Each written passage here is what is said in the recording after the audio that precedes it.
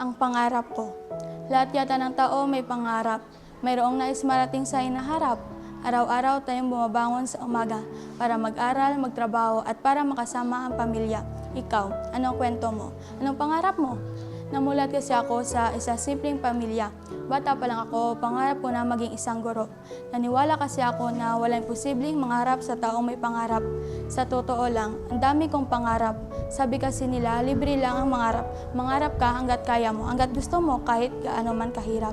Hanggat naniwala ka na kayang-kaya mong abutin ito kahit gaano pa karami ang mga balakid sa iyong inaharap. Kaya naniwala ako at naniniwala ako sa bawat pagsikap ng bukang liwayway ay mayroong pag-asa na sa akin naghihintay. Kahit parang sinasabi ng mundo na tama na pagod ka na sumuko ka na lang, ay ipaglalaban ko pa rin at ipaglaban ko pa rin ang pangarap ko. Kaya maniwala ka sa taglay mong kakayahan, pakinggan mong sinabi ng puso mo, hindi ang bulong ng ibang tao, sapagkat naniniwala ako sa bawat pagsikap ng bukang liwayway ay mayroong pag-asa na sa akin naghihintay.